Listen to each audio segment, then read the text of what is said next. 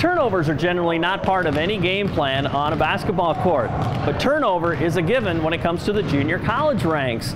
Blackhawk Lady Braves have 8 freshmen on the squad of 14. Of course, they have a new head coach, Karen Boyd, who has 2 years in the books as an assistant here at Blackhawk. The transition has, again, been interesting. I still am looking for an assistant coach, and so I have a volunteer assistant who's a game day coach, so she's available at evening and during the evenings, but is not available during the day. So that definitely is a challenge, as my primary job does call me away from practice sometimes.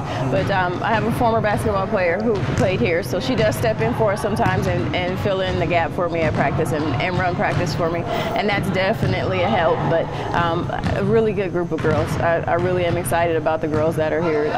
They're just a good group of girls, and so they've made the transition a lot easier for me. So. Tell me, when they were sold on you. They said, maybe this summer they were like, wow, she's serious about this, and she's serious about connecting with them at a great level too. How important was that to you to establish a great rapport with these girls? It was extremely important. I'll tell you, I don't know that they're all sold on me quite yet. But I don't know that they're completely sold, but again, the fact that they come into practice and they're buying into my philosophy, again, my philosophy of conditioning, the style of play that I want to run, and they're working with me to learn that. And so conditioning is definitely different for them. I'm conditioning them to be able to run a very fast-paced game for 40 minutes, and that's different for them. But they're working with us, and they're working through that conditioning. It's painful sometimes for them, but they're doing it, and they're stepping up to that challenge. But like I said, I don't know that they're completely sold, but I think as we finish or as we complete more games and have those under our belts, then they'll understand. This is what she's selling, and that if we listen, if we do what we're being asked to do, then it'll work for us as a team. So. Well, obviously you guys are guard heavy too. How does that translate into the kind of offense? I know it's going to be a little bit different this year. Are you going to run? Are you going to push it and go deep down your bench? Is that part of the game plan? Or? We're definitely going to run a fast-paced game again. We're going to take every opportunity we can to take advantage of the transition. That's what's going to be important for us. We have some speed on our team, and again, we're going to use that to our benefit. We are really guard heavy.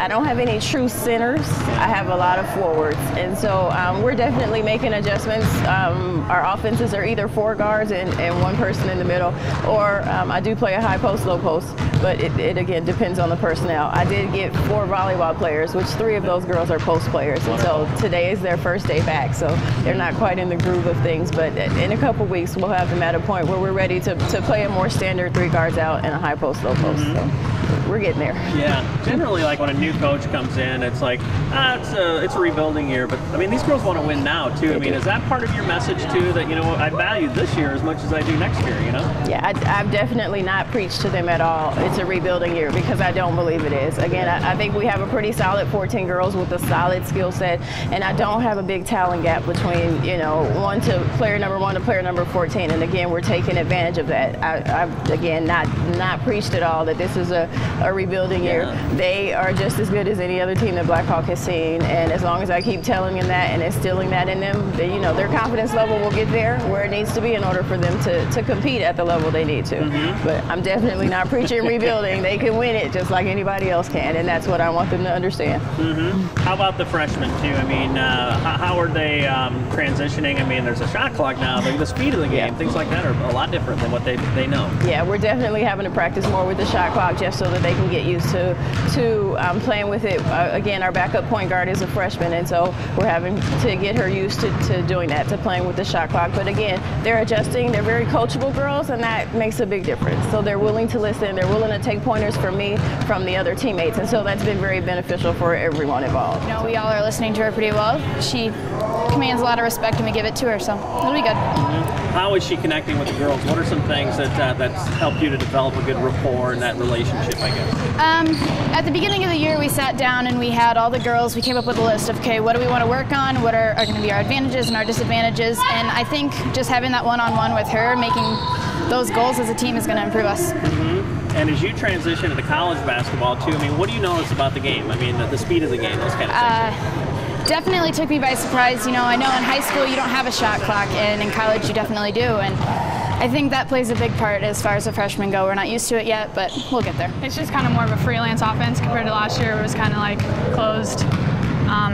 each player will have more of an opportunity to do what they want to do and show what they can do, and I think that'll really help for people not to be so close in their own little role. They can spread out and do whatever they want. So I think that'll help a lot. What will that do for like how deep you have to go down the bench? I mean, is it going to be that kind of, even with I guess what you'll do defensively too? I mean, will your bench get tested, like how far down you'll go or not? You know? I'm not really sure. Like, we're all in really good shape, so I don't think we'll have a problem with like subbing in and out and getting tired and stuff like that. I think it'll just have to do with getting new people in and mixing it up. But I think our bench will be really good this year, really strong, just as good as our starting five, whoever that'll be.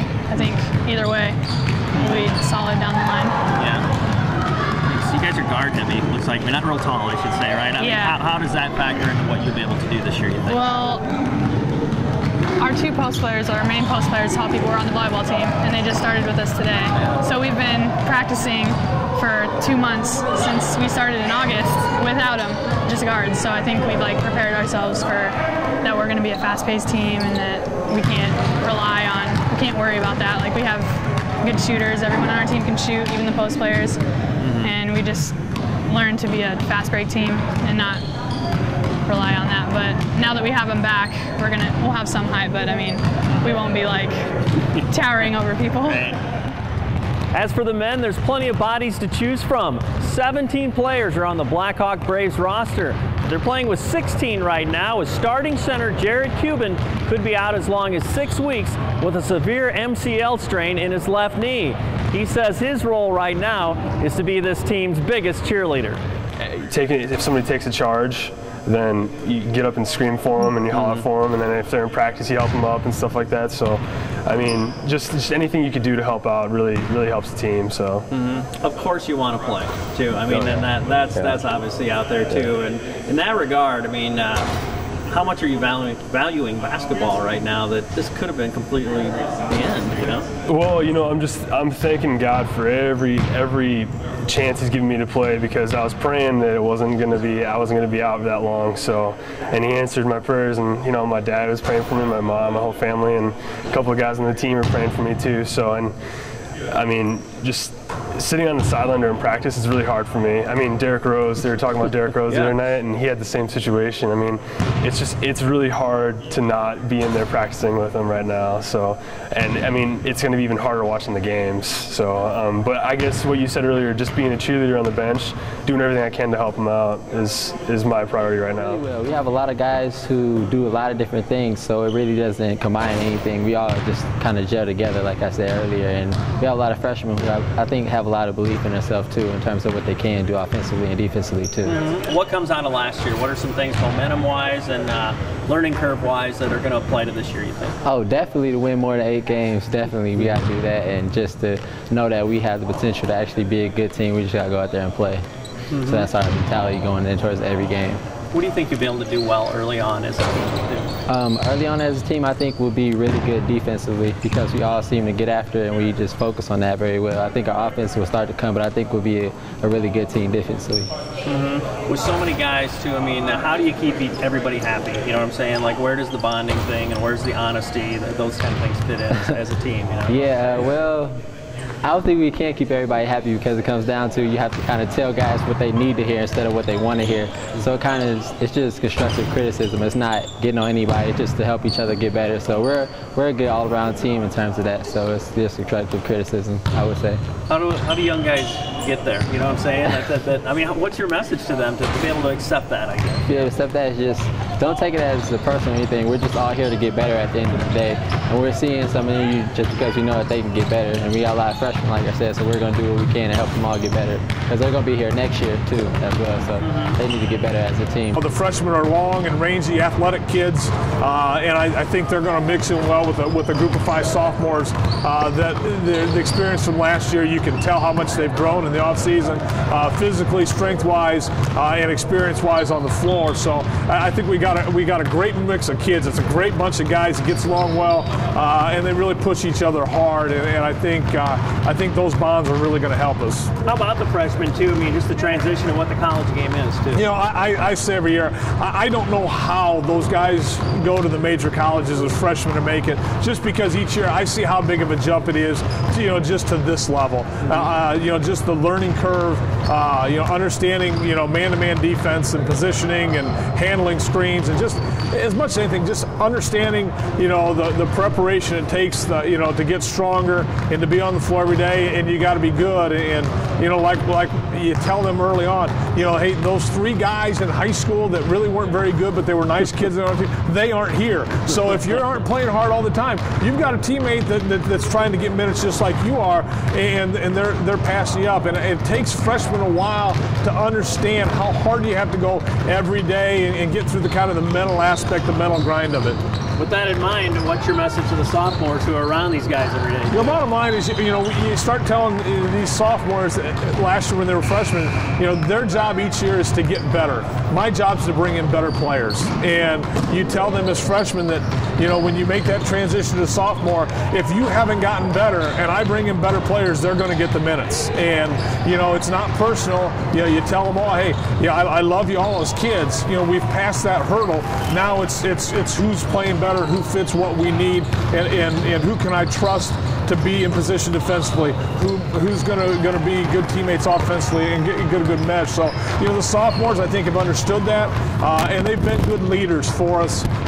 You know, you can tell if you came in here and you see some of the drills, you know who the sophomores are, and that shows that they have done their off-season work and have learned their lessons. How big of a jump can you guys make? I mean, can you contend for the conference, you think? Yeah, you know, the conference is always tougher in the region here just because of the Division I's that are in it. Yeah. But, you know, I don't see, you know, it's hard at this time of year because you haven't seen everybody. I will tell you that talent-wise, I think we're as good as we've been. I think we've got really good guard play, and that's the difference here. My main concern is rebounding. You know, we don't have, especially first semester, we don't have that one guy that when the ball's in there, you know he's going to come down with it. So it's got to be a team effort thing. I think our guards are good rebounders. They're going to have to help the 4s and 5s out, especially until we get Jared back. You know, I think overall the talents here, now it's where do we go from here? And as long as we keep improving and we make the jumps that we need to make throughout the year, then I think it is a team that can make a run at nationals.